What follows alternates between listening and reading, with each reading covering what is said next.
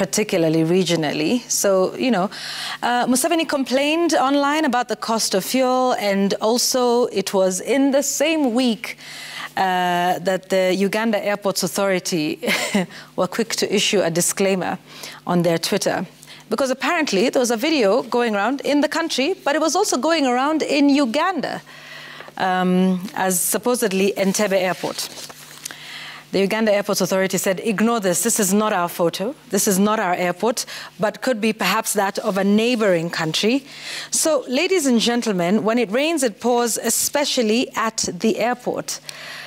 Take a look at this footage. I mean, it's literally raining inside.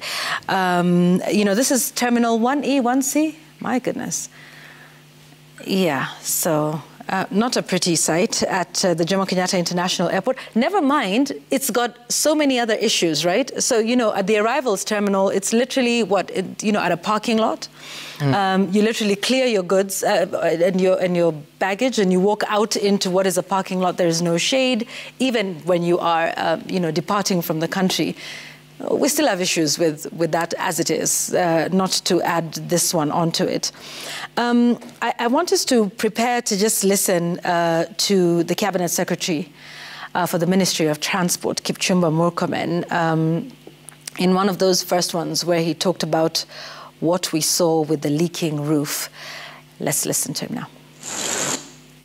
Yesterday, in terms of the leaking roof, is actually a factor, a show of neglect for many years. But we are not sleeping on the job.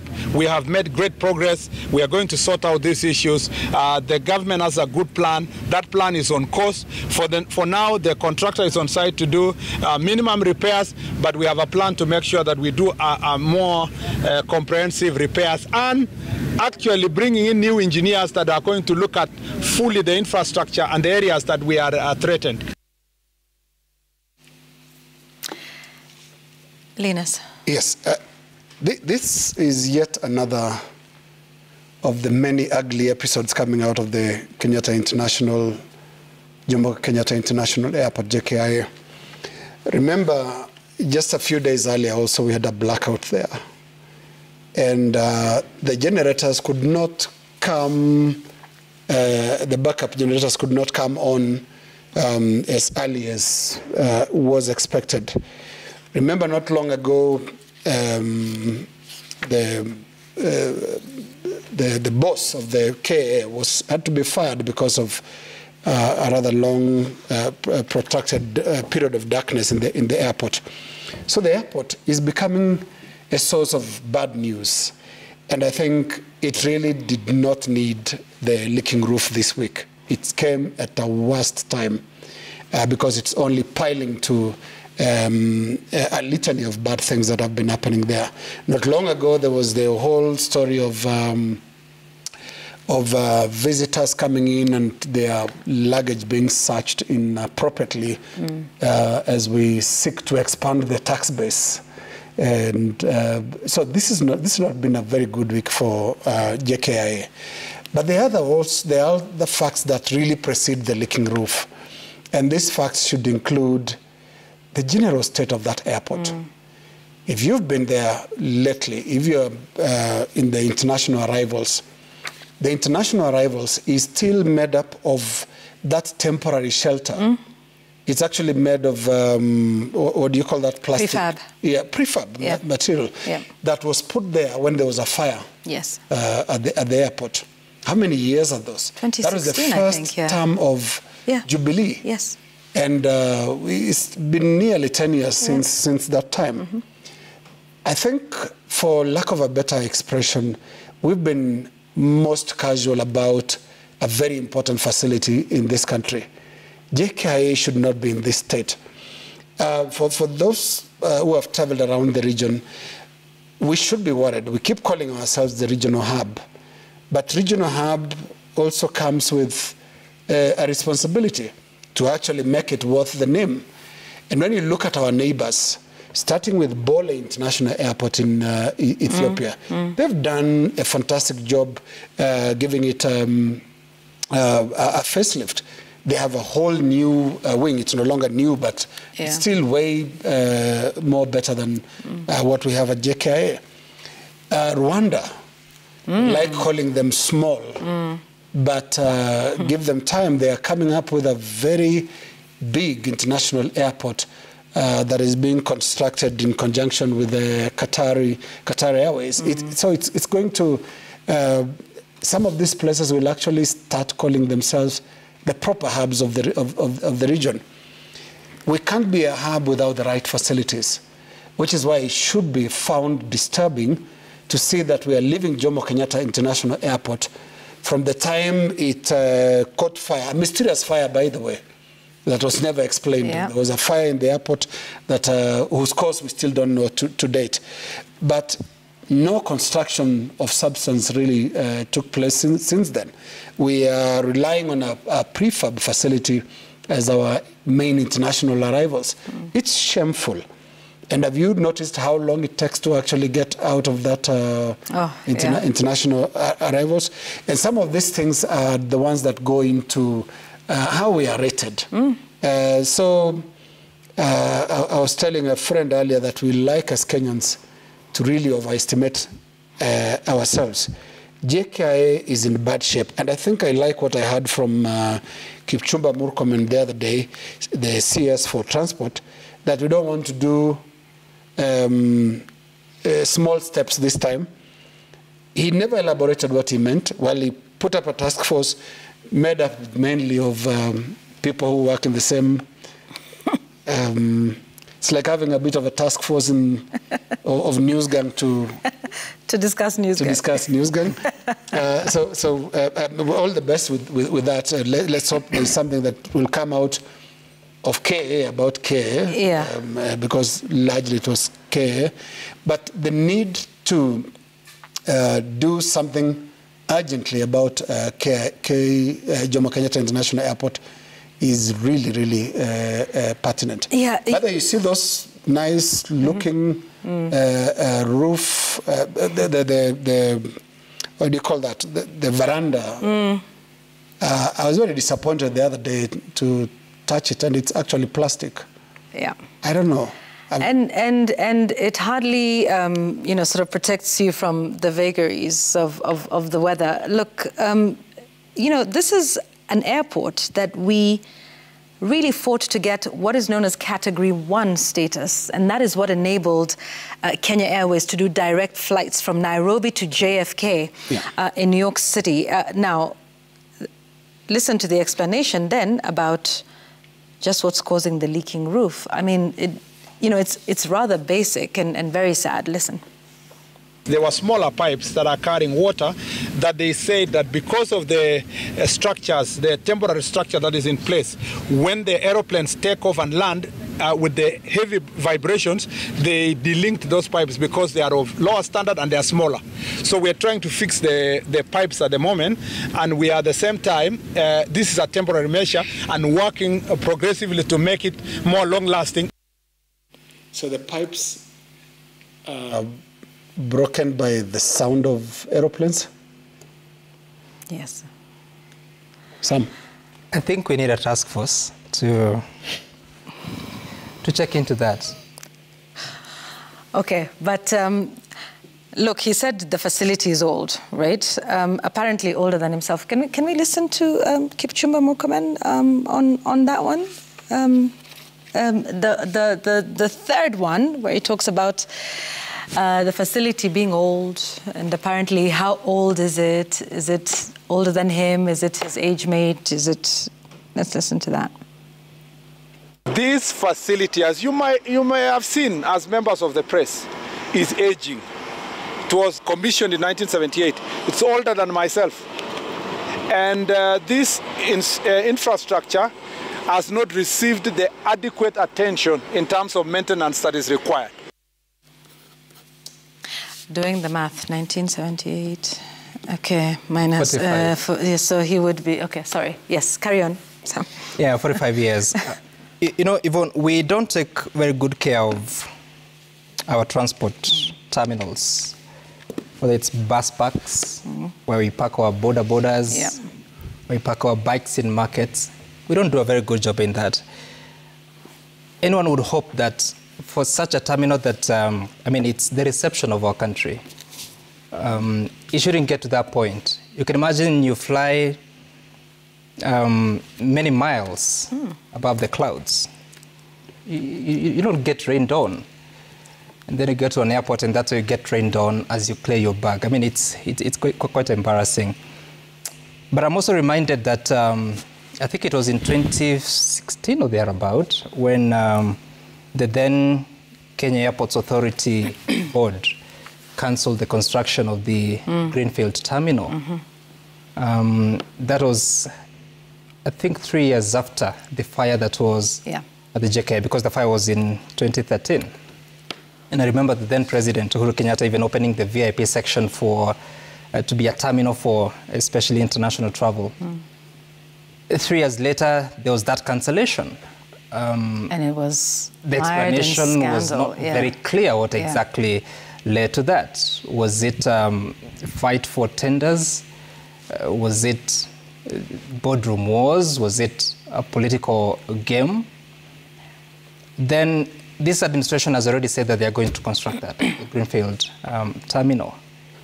So I don't know what the coincidence says, but also you must observe that there are certain things that don't just happen. I had the cabinet secretary rightfully saying that there was neglect on the side of the administration that was. And I also saw a statement of the acting managing director of Kenya Airports Authority saying that indeed there has been underfunding on the side of KIA to maintain these facilities. But then again, even with all the underfunding, there was no leakage during the term of that regime. The leakage has come actually more than 1 year into the term of the current administration. So again, those are issues that, what is Kenya Airports Authority doing on a daily basis? So when they're managing the airports, including the Jomo Kenyatta International Airport, when they wake up and drive to work, leave with their what do they do? Get to work, what are they doing? To an extent that recently one of them had to be fired because there was a blackout for many hours at the Jomo Kenyatta International because one of the generators had not been commissioned. So the new acting managing director has been in office for over a month. I think the blackout was in August, so it's actually close to 3 months. There are people who work there. It's like coming to this studio and wondering who takes care of it. And there's people who are mandated with that, which is why, for me, it's interesting. Well, there's now an 11-member task force, a committee that will take a look at, do an audit, is it, of all the airports? But isn't that the work of the Kenya Airports Authority to manage, the airports? And shouldn't they be tasked with, just doing what they're supposed to do every day? But, you mentioned the blackouts, because JKIA has been the scene of all of these. The first blackout, national blackout, had JKIA in darkness for hours. The second one, and I want us to listen to Kipchumba Murkomen on this, apparently didn't last as long, but it was long enough. Let's listen to his explanation on this.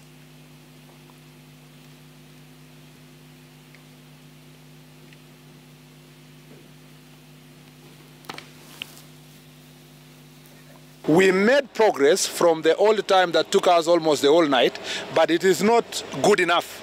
It's not good enough. I have been assured, and we will go there to see ourselves, that the generators, the ultimate fixing will be complete within the next 1 month. But in the interim, we are putting in place measures to ensure that should there be another blackout, we don't have that long period of problem that we have. So the first time was hours. The second blackout, power was restored at the international airport within, what they said, 8 to 20 minutes. That's still a long time when you've got international arrivals all happening, particularly. And that's around the time that international arrivals, take place, which is in the evening. 8 to 20 minutes. I mean, we've been in... And I'm sure, our viewers have been in several places where a generator kicks in almost immediately, it would even be, the switchover is even imperceptible, right? But then here we are again with 8 to 20 minutes. I mean, JKIA just cannot catch a break in the last 6 months or so.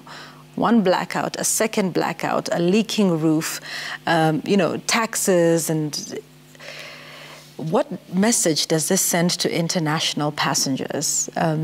Is this the place you want to come to? It'll take you a long time. By the way, there was also, if you recall, you know, there was a time there was delayed processing of arriving visitors. There was only one counter that was manned. And you've got all of these international huge planes offloading hundreds of passengers at a time. And this is all happening at the same time. I mean, it's frustrating. Which is why it should be frustrating also to see that the majority of the members of the task force are actually from the Kenya Airports Authority. How exactly can they look inward and say this is what is wrong? Because from the JKIA, the message that is really consistently coming through is that of institutional failure.